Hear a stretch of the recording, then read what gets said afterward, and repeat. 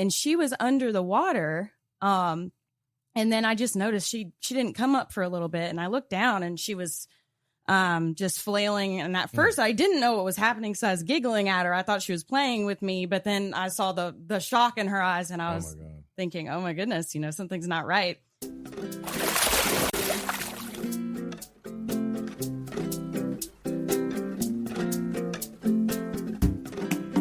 Welcome to another edition of the Aloha Pools and Spas Deep Dive Podcast.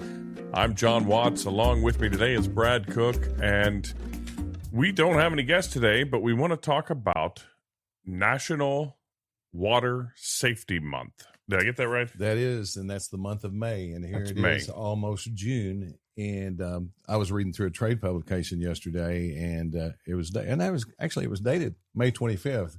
But they had this article about water safety, and I thought, man, we really need to talk about that because swimming pool season is upon us, and we need to get this one out. And I think you said you're going to get it out this Friday.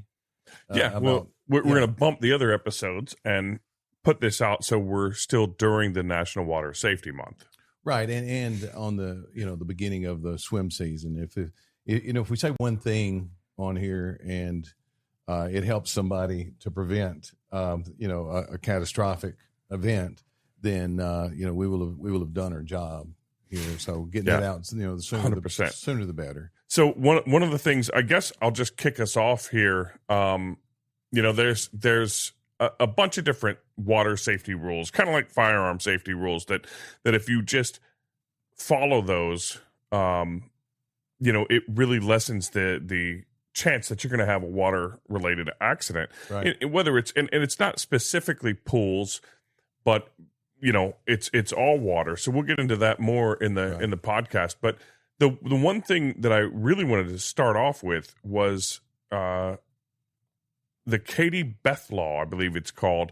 And in Tennessee, I guess we're all required to put an alarm on our pool. And in Tennessee, and only in Tennessee, are we currently required to put an alarm on a swimming pool. And basically, like what you were saying when you were doing your research, it requires, like, if you drop a 15-pound object in a pool, the alarm will sound. And so in Tennessee, you have to mount that on, and it'll be inspected by the local electrical inspector. And the only way it passes is if you have that alarm on and functioning. And it's retrofitted for commercial, but not necessarily private, because I've been in some pools that were like built in the 80s that don't have an alarm, but they have a fence and other safety measures. Right. And it is basically I don't think they're asking people who had their pools built in the 80s or 90s. I think it's all on all new pools. Right. It has to be done that way. And I quite frankly don't like it. And you'll hear. I said I'm going to wait to the end of this. But, sure, no. But anytime that you have a false sense of security, and then let's just say this alarm were to fail or the batteries were to be down on it, then or out of frustration because it's getting false reads and setting off a lot, you turn it off, right, and then forget that it's on, then anything that gives you a false sense of security is I'm not a huge fan of. But yeah, in Tennessee, and we build in Kentucky, Illinois, Missouri, and Arkansas for the most part. We'll get in other states, but Tennessee is the only state that's currently required. Yeah, Virginia had something. I think they have a law too, and I don't know all the law. I was just, whenever we were going over the National Water Safety Month and the guidelines and all this stuff for the podcast, I noticed there were some other states that do have some supplemental laws in there, like Virginia. Well, I'll say this, and quite possibly Virginia does have different laws. We don't get over that way, but there is another law called the Virginia Graham-Baker Act. That required manufacturers of main drains to make anti-entrapment types of main drains. And whenever that's her name. So Virginia Graham-Baker is. With all respect, I guess what I did was whenever I was reading, I didn't know that it was. I thought that was the Virginia, and that so maybe that was part of it. So I don't know. I can't speak for Virginia. Don't hold me to any of this. We're learning together. Well, Virginia Graham Baker lost her life due to entrapment in main drains. So and after that act was was put into law, the manufacturers had to make their main drain grates more concave, to where they made it harder for you to block off a main drain. Okay. They also required you to put 2 main drains in, or in a situation where, and I was at a motel pool up in Kentucky Sunday. A friend of mine owns a motel that's an older establishment, and the pool is extremely old, and they have allowed the suction relief valve that goes between the pump, goes in front of the pump. So if the one main drain gets blocked, then air is introduced into the line, and it's not, okay. It does not pull anymore. So it can't, it's a vacuum release. Yeah. I saw that, like the old drains used to pull like up to 350 pounds worth of pressure. Oh, like on the old, so even someone my size would get stuck. I'm not that big, but stuck in a drain, which I can't imagine trying to pull up that. We've had local instances where that has happened in Dresden one time, and I'm not going to tell the graphic story. But in Dresden one time at a golf course or country club, do not remember, but the kid was not supposed to be in the pool, but was, and they drained the kiddie pool every day. So it was a 4-inch, imagine a 4-inch drain line just pulling water I don't know if it was gravity draining or if it was the pump draining, but kid sat on there kid lived, but there was it was scary and so kind of bad stuff. And not to be completely morbid on the show, but safety is serious, and I know we cut up a lot here and have a lot of laughs. But we wanted to draw some attention to a lot of this. Some of the safety rules that I was looking, and I keep pointing at the screen here. Supervise children, always watch children in or near water, never leave them unattended, which seems like common sense. But one of the things that stuck out to me, Brad, was I saw where they had timed a bunch of things, and they were like, even if if you're thinking about a bath, forget about a pool for a second, but think about a bath. Oh, doorbell rings. I got a package. You look down, you see your Ring, camera. Right. Oh, I got the UPS guy. I'll be right back, honey.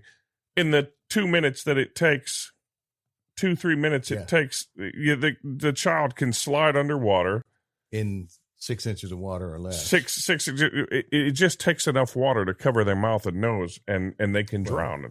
I'll tell you this. I was putting a new liner in my pool, and what I'm going to say is around 1999, and I had the pool filling. The vacuum's on the liner for anybody that knows how how to put in a liner. And there was about 2 feet of water in the shallow end, I guess. I'm sorry. No, 2 feet of water in the deep end. Me and Case were out front. He was 2 or 3 years old. Didn't know how to swim. And I don't know what we were doing. He was watching me do something. And I looked around, and he wasn't there. And so I immediately went to the pool, and his big brother, Hunter, when I got around to the pool, Hunter got to him first. And I don't really know to what extent, but he was down in the bottom of the pool. It took no time to, So, and I thought about it in time, but what if I hadn't, or what if Hunter hadn't got there and it would have been too late when I got there? You just cannot be too careful on this. Yeah. And, you see the images on even like the 5-gallon buckets of the toddler that just playing near a bucket of water or liquid of some sort topples over, and they get stuck. They get stuck in the bucket and they can't get out, or they get stuck in a toilet and can't get out, which is, crazy. Yeah. It can happen. It can happen on a lot less volume of water than a pool, But yeah, that is for sure. And so a lot of cities require, and a lot of insurance companies require, and it just depends on the insurance company and where you are. I honestly don't know what it depends on, but not everybody in the world is required to have a fence around their pool. And in some cases, I could see if you were an elderly couple and there wasn't a kid within any distance around you, lived out in the middle of nowhere, that I guess the odds are so low that the insurance companies wouldn't require you to do that. That's a good point. And then I was just thinking, I live out in the country. Right. And I've got a small chain link fence, but if I didn't want a fence, I don't have kids anywhere near. Right. I've got no kids, no neighborhood. It's just I'm out in the country. Why should I have to put up a fence? Yeah, but you got to think exactly. But you also have to think, okay, in a neighborhood, there's a lot of different things that we've seen. Now, one of the things that you got to have a fence. It's got to be some are a minimum of 4 feet, and I know that there's a code, there's a national code, and then there's typically some cities will make it at least that or more, and so at least 4 feet of fence. And above ground pools, historically speaking, have been a fence to themselves, just being above ground, that is the barrier, as long as you don't have an easy way to get in there. So if you have a ladder type situation that can be locked in the upward position, but cities will also will require, some will, and when I say, I'm gonna back up and say, don't trust any of this stuff, but if it were me and my, at this point, grandchildren, which one of these days I'm going to have, there wouldn't be too many things you could do. Right. One thing that you can do is you can put an alarm on your back door, because the fence is great for the kids in the neighborhood to keep them out. But what's gonna let you know that your door went open? So some cities require that. But if you're concerned about that, if you've got kids of that age that cannot swim, then an alarm on the door is a good kind of reminder that, hey, the door just opened up. I got to see what's going on. I'm glad you brought up kids that cannot swim, because that was number 2 on the learn to swim and take swim lessons. It can never be too early. They even have baby swim lessons for children to start to learn. That just increases, their confidence and their ability to be around water, and your, it'll make you feel better knowing that your child, at least you've given them. Have you ever seen video of that? Of the babies? Put the baby under, and the baby naturally knows to hold its breath. I mean, it's one of the things that's kind of in our nature to do. And then you push the baby, and the baby starts kicking and going through the it's awesome. Water. That's fascinating. And we don't have enough people in the world to train people how to do that. I mean, it's what's a 2-month-a-year job, and there's a limited amount of people, I guess, that have that awareness. Now, do we have swim lessons at Aloha? Yeah, you know what? We spent most of the winter trying to get swim lessons in every location, and right now we have them in Union City. We'll have a girl out there, and she stays busy 4 or 5 days a week. I think it was Jonesboro. We didn't get anybody, but we have contacts, and there's no shortage of places to learn to swim in Jonesboro. I think Marion was the same thing. I don't remember what the deal was with Cape. Okay. But yeah, I mean, if you know how to teach swimming lessons, you're certified to teach swimming lessons, you can use our pools, no charge, to teach people how to swim. There you go. We encourage that. That is the number one disaster drowning prevention. I'll just go ahead and say it, is for everybody in the family to know how to swim. And those who don't are locked out. I'm Gen X, so I learned to swim, of course, by being thrown in the pool repeatedly, right? And told to swim, right? Screamed at. That's how it worked in our generation back then. Yeah, when we were I was blessed with the opportunity to have a pool in my backyard when I was 3, and I don't know exactly. I don't remember learning how to swim, but I don't remember not being able to. Yeah, exactly. I don't either, and I was always I was fortunate to have had that. And a lot of people might even sleep on this and think that, wow, everyone knows how to swim. But one of the things that stuck out in boot camp in the Marines, and you go through 13 weeks of training, and one whole week is swim week. 18-year-olds plus. These are right. 18-year-old right. and above. These are adults. Mm-hmm. And there is always a contingent of recruits who get held back because they don't know how to swim. They don't have a public pool. Maybe they grew up and they never went. They were, they come from just different socioeconomic backgrounds, and they end up not being around a swimming pool or a swimming hole, or whatever. And so they spend an extra week or two learning how to swim. Okay, this is a tangent, but what would you say the percentage would be that you observed there? Was it just like a one-off, or was there a 5%, would you think, out of it? Man, I would say it's even, 13, 15%, something like that of people. That's fascinating. It's definitely something that surprised me. It's enough people that it surprised me. So, and that was probably what, in the 90s when you did that, or 80s? Yes. It was the late 90s. So the late 90s that I went to boot camp. 90s. Yes. Yes. You just couldn't. In the 1900 year of our Lord, 19-aught. Yeah. No, whatever. You just don't want to be old. You just can't. You struggle with that. I'll never forget in my time after we went to Tun Tavern. The reason I say that, though, is I just wonder if it's changed now, because pools are a lot more popular now than they've ever been. They seem to be less out of reach now than they've ever been. So there's a level to the swim, though. It's not like it's just, hey, show us that you can swim. Oh, yeah. Not that we have to jump in. Like, I think if there's like and these are all numbers that I, from the 90s, I'm trying to remember from that. But jump off a maybe 20-foot high dive platform into a deep end pool with full gear. You have to be able to like dead man float for a certain amount of time. You have to swim in full gear, rifle and all, cross the, like, it's like an Olympic pool, there were a bunch of little tasks that you have to do. I'll tell you, I was probably as good a swimmer because I grew up in a pool. But one time I went down to New Bern, Tennessee to the what we call the rec center, of the public pool down there. And I got up on one of those. That's intimidating as hell. That high dive there. I mean, that ain't about swimming. That's about heights. I could do a gainer. I could do everything off a diving board. But when I got up there on that thing, I was like, man, I'm just going to probably try to hit the end of that board and then go into the water somehow or another, because that was scary.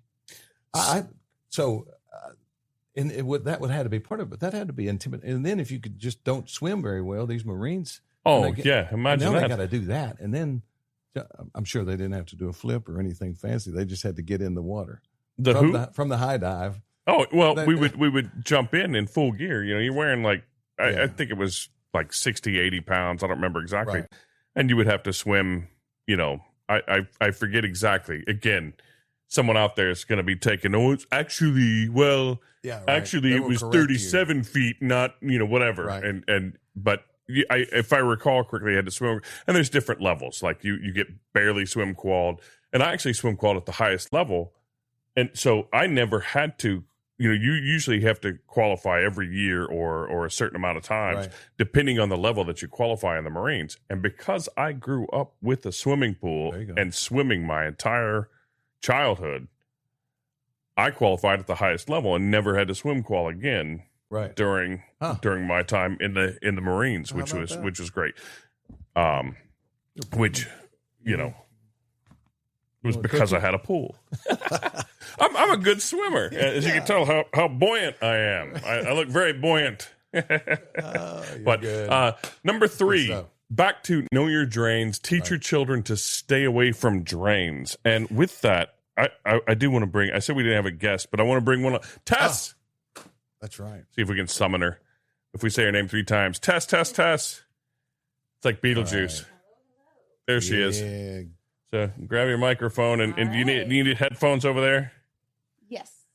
This is your first time. Is this your first time on the podcast? Yes, this is my first time on. I usually hear it going on from where I sit in the office, but Tess helps John with all things marketing here. Adjust your microphone a little.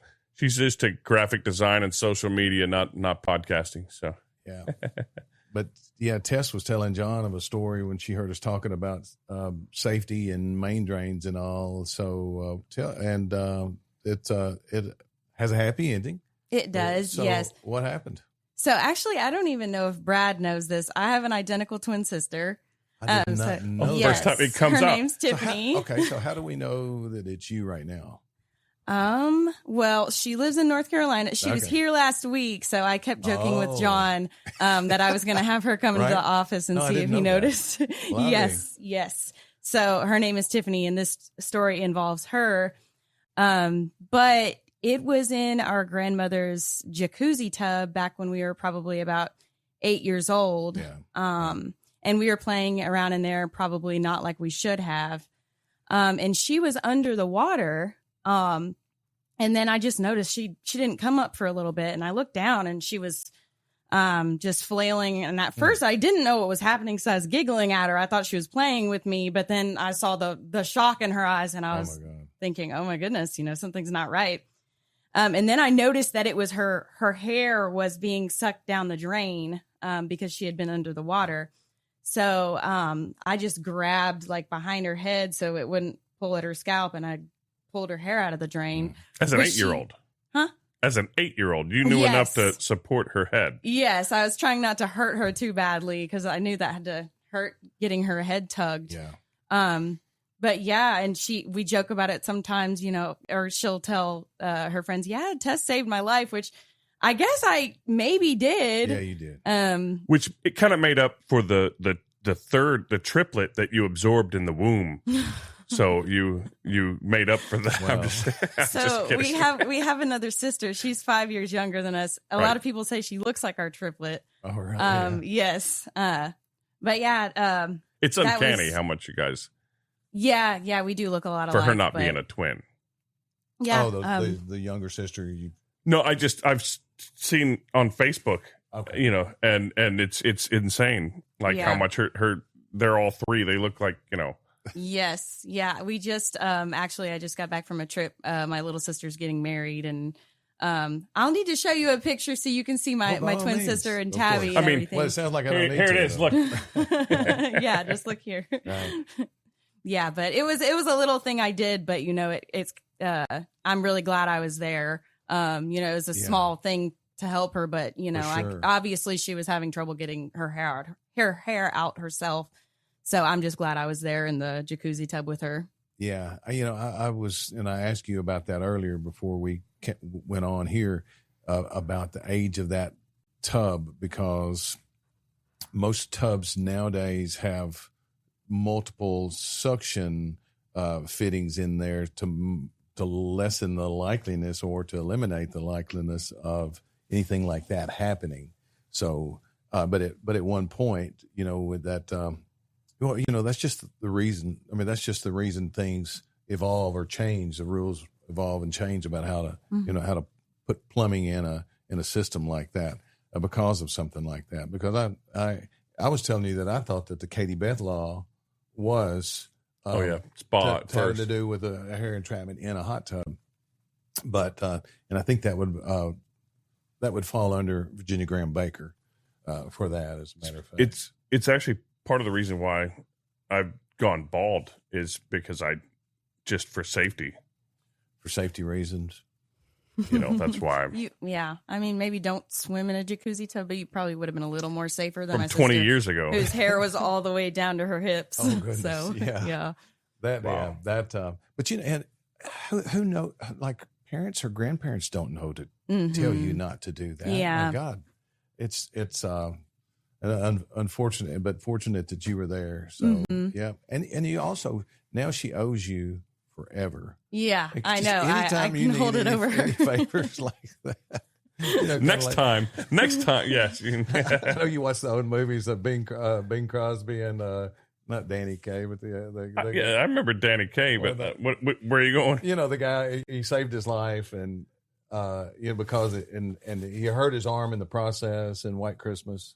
Oh, you're talking about It's a Wonderful Life, and you're talking about how because George saved his brother Harry in the water and went deaf in one ear. Yeah, well, but he didn't use it against. But I think it was Danny Kaye. I think it was Danny Kaye that would always, anytime he needed a favor out of him, he would start tugging at his arm. You know, because he hurt his arm when he was saving this guy's life. Yeah. Anyway, I love the old Danny Kaye movies, but man, are we aging ourselves now? She's like, who? Yeah, I'm trying my best to follow. Tell us your favorite Danny Kaye movie, Tess. Yeah. Well. Yeah, and don't worry about it. Well, you watched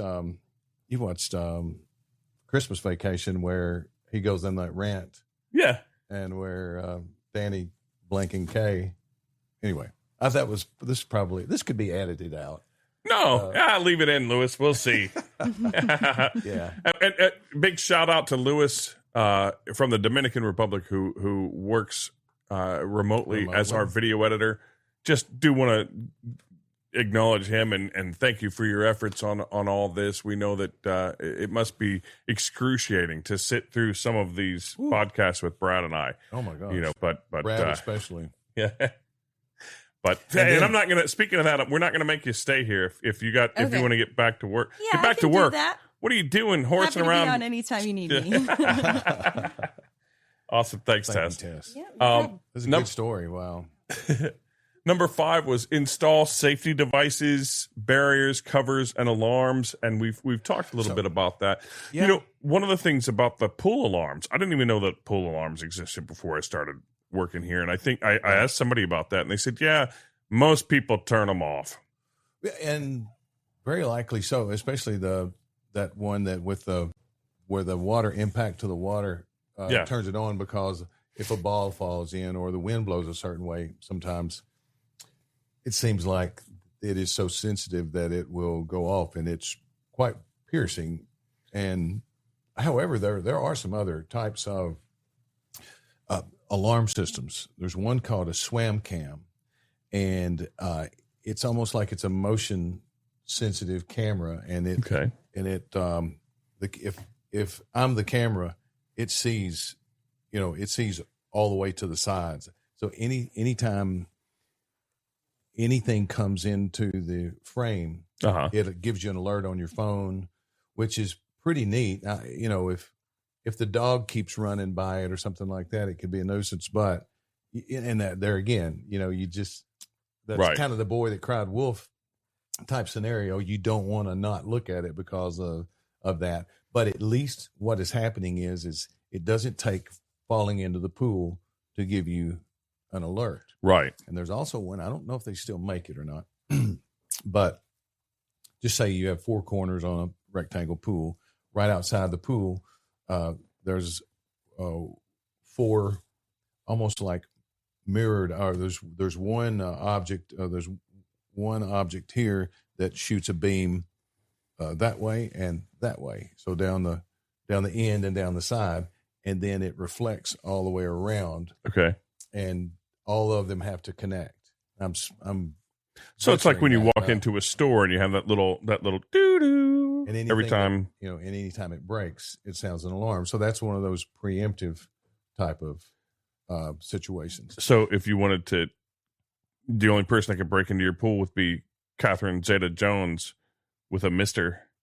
Remember that movie where the laser grid, and she kind of did the dance to get through the lasers? But if she could swim, right, then who cares? And if there's not a gym down in the bottom of the pool that you're trying to keep from being stolen, I think we're going to be all right. I have a Ring camera. I think a cheap alternative, might be just having a Ring camera that has. Can you get the motion sensitive? Every time something alarms you.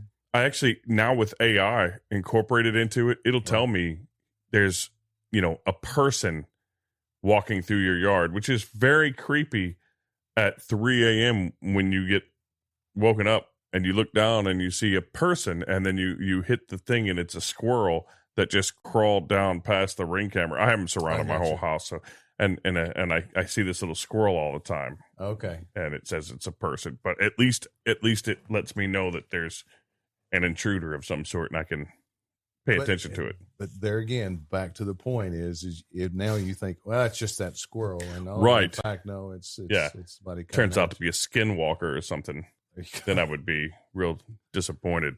That would be bad. I guess if skinwalkers are bad. Well, if you ever hear, you're actually not even supposed to say skinwalker. I don't want to get into a whole. That's a whole other podcast. We could do a cryptid podcast and all about the. Look at the way he's.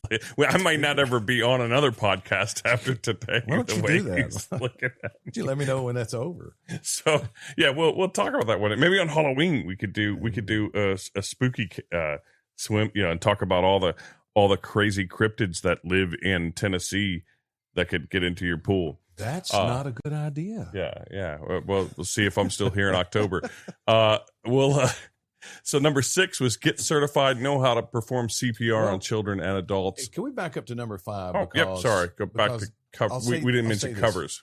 Covers. To me, the best, and it's extremely expensive. And if we've, as salespeople, said it once, we've said it a million times. You're so good at selling. You can't put a price on a life. But automatic pool covers are extremely one of the safest things you can do. So we have one on our pool, and there's a keypad that you punch in the number, and then you got to hit the check mark, and then you can open your cover. And the same for closing it. But if somebody falls onto the cover, it will support not only them but a family of them. A long like time 2,000 pounds, some of them, won't they? Yeah, I mean, a long time ago when they first started marketing the automatic pool cover, the family that owned one of the first automatic pool cover companies got out on top of the cover and had their, it must have been 12 of them out there on top of the cover and had their picture made on top of it. And that's a very safe and a very good. I mean, we could do a whole podcast on automatic pool covers and all the things that it saves and all the benefits of that. But that's a good one. But in the wintertime, and I'm going to say probably in the 90s when we first started doing this, that safety covers was kind of a luxury item. Mm-hmm. And now I would say we probably do 80%. When somebody buys a new pool, on an in-ground pool, they get a safety cover. And basically what that is, it's spring-loaded. You can have it solid where it doesn't allow any UV in, or you can have it mesh. Pardon me. And either of them is safe. It just depends on if you prefer to have the pump on top of the pool or some sort of drainage on top of the pool. Or if you like in an area where you've got leaves and they just pummel your yard, then sometimes people prefer to go with the mesh because the leaves will fall and they won't get saturated by the little bit of water that's sitting on the cover, and the leaves will just blow off. Right. The pool is extremely tight, and it doesn't pool any water as it's mesh, and it follows through. And there's pros and cons of that. Again, another podcast, but the springs will make it tight. However, you can get a solid or a mesh safety cover material, but if you have to go around a fountain and you have to cable it a certain way, the manufacturer will make the customer sign off saying, "I understand that this is no longer a safety cover." It's not that it won't hold up a body, because 90% of the pool will be spring loaded, but I guess there's some areas, the way that is designed, there's some areas around like a fountain or a laminar or something. Or basically a raised fountain is the laminars are typically flush mounted, right. and so that's not a real problem. But that system is good, and even if you fell on the cover, even though it's got you wrote, you had to sign your name saying, "I understand this is not a safety cover." It still holds you up. I think they just have to have you sign off because there's a certification process for something to be a safety cover, and it kind of makes you feel good that it's somebody's regulating that. It's not some right. They don't want that to fall back on them. Yeah, they want exactly. you're assuming a certain amount of risk if you're changing the design because of your custom pool build. So we got covers. We've kind of dealt with the alarms. making sure your gate is locked is a thing. And I've been to countless numbers of pools where they say, "Oh, that go around here, the gate's unlocked." Right. And I think that you need to watch that. You need to watch that. And like me, I need to get my automatic closure fixed on it, because right now it's we have to lift and close the gate, and so it's spring loaded. Even the pool guy realized that. The pool guy does have a safety cover on his pool. So, another thing, do you know that some areas, if you have a safety cover, you don't have to have a fence? I have heard that, actually. Yeah. And is it by like city or state? I think it's by city, or sometimes maybe even county, because we got in a little bit of a trouble. Salesperson did saying, "Yep, buy this and you won't have to buy the fence." And it turns out in somewhere, one of those counties outside of St. Louis, you had to have both. I mean, you had to have the fence regardless. You didn't have to have a safety cover, but if you had a safety cover, it didn't keep you from having to have a fence. So you check with your local municipalities, but it is recognized as a replacement for a fence in probably 90% of the United States. But Tennessee would still require the pool alarm, regardless of your fence. Well, you know what? That's a good question, because that pool alarm sticks down into the pool. Right.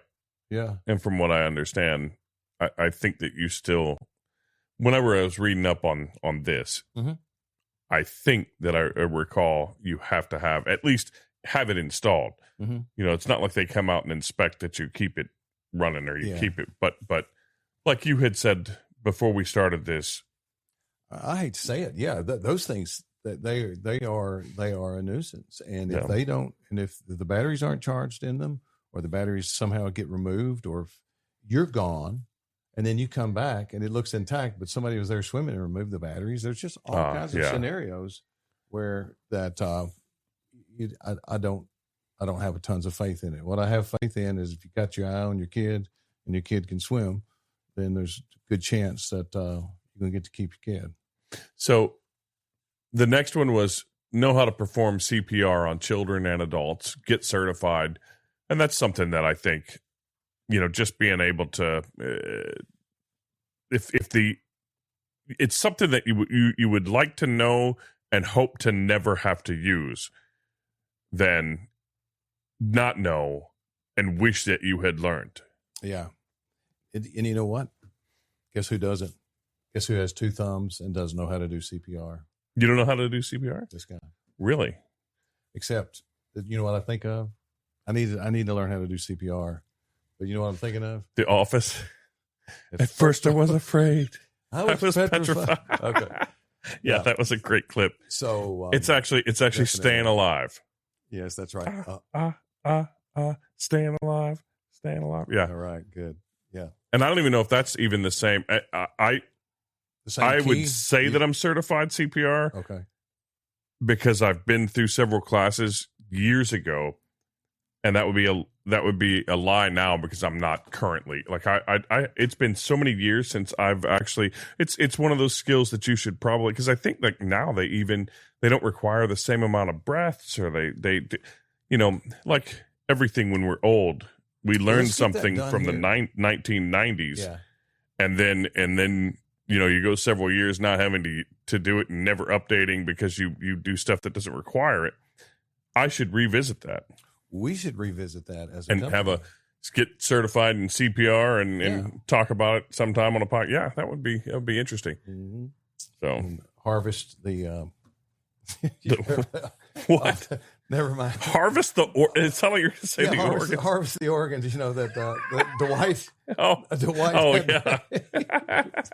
It was really good.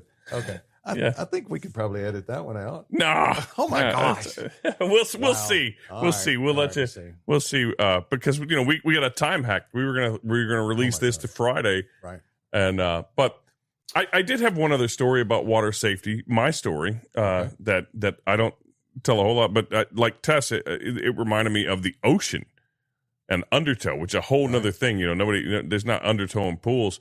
But when I was about 15, I was playing volleyball on a beach on a church trip, and there was a red flag, there was a tropical storm off the coast of Florida, and a woman and her 2 daughters got sucked out into the ocean, and a bunch of us took off swimming and trying to save them. There's like 3 or 4 of us, and we got to the 2 girls first on a raft, and it was like, yay, here we are. We're going to pull them back into and they start pointing, and we look, and like another 100 meters out was their mom, who had been even further. And so as the other guys pulled them in, I swam out, because I was the strongest swimmer of all of us, and I swam out to the mom, and I'm thinking, here we go, I'll save you. And then I get out there, and as soon as I get to her, she lets go of the raft and grabs me. Oh, God. And I remember thinking I was going to die that day because, I'm not a lifeguard. I'm just a strong swimmer. I can get to you, but trying to swim with you. And I remember standing on the bottom of the ocean floor as the waves would hit and trying to hold her up and thinking, this is how I'm going to go. And you told me that story. I managed to kind of swim, halfway, holding her up and stopping and breathing every so often until they had a lifeguard with a rope that got to us and pulled up. And then she jumped on with him. The whole beach pulled the rope with them, and I swam back in. How nice of him to show up. And I've never been so tired. I'm still tired from that swim. Yeah. Well, it reminded me in the editor of one of the trade publications that I read about this month's awareness was from Hawaii, and she went on to say that I think it might have been in the 4th grade that everybody learned to swim.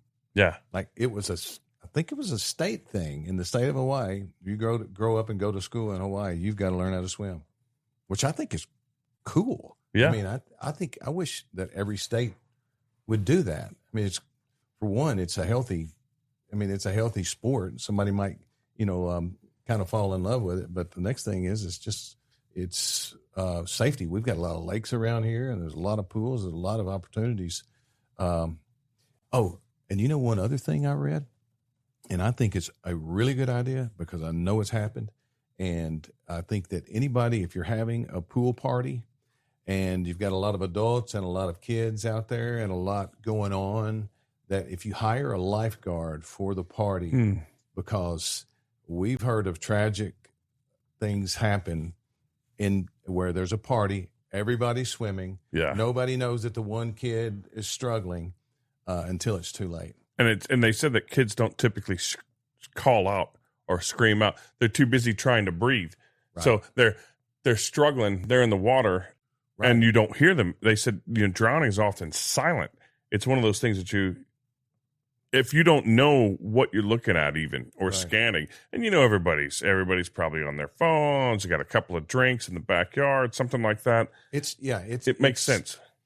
It happens right there in plain sight, and nobody sees it. Everybody's just involved doing not to fault anybody, because you think the kid knows how to swim, or maybe they got a little bit overwhelmed, and or accidentally got into the deep water instead of the where the shallow water where they felt safe, and the next thing you know, it just takes seconds. Right, that's the thing. Yeah, that is the thing. Yeah, you said 20 seconds. Is that about the number? I think that's something like that for them to in as fast as 20 seconds. Right. I think that's probably would be accurate, because I think people struggle sometimes for a long period of time. Like the woman that you went out there, that she was struggling to stay alive, and you got her, and you got her. So and just luckily, we happened to see that. And again, we had all ignored the flag. We shouldn't even been out there on the beach. We ignored safety by the red flag going that it was supposed to not be a swim day. Luckily, there was a lifeguard out there. Exactly. Yeah, that's right. That's a resort or whatever. That's a real red flag there when you're. Yes. Now, you know what? I took your role on there. I'm sorry that. No. That, but it's good. I'm glad we've covered a lot on swim safety. There's probably a lot we didn't cover. And I think.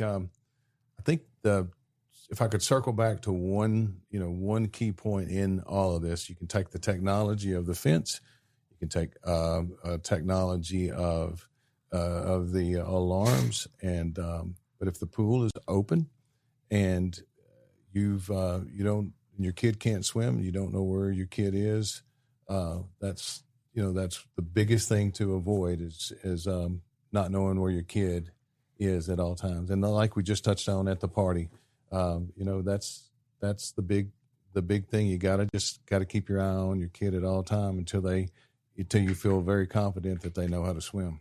Don't let all of this technology be a substitute for supervision. That's it. That's the key takeaway we hope that you get from this National Water Safety Month podcast. And we're in the business of selling pools, and they are a world of fun for a world of people. But I would rather not sell another one if I knew that it was going to lead to something tragic. And so it's a tough subject to discuss, but I feel like it probably needed to be discussed. Good to go. And with that, be safe out there. And it kind of goes in with what we say at the end. Well, first, like and subscribe, leave us comments, send us an email. I am john.watts@alohapoolsusa.com. If you've got an idea, you want to be on the podcast, hit me up with an email. But basically, we end it's very appropriate for this one. Especially this one, right?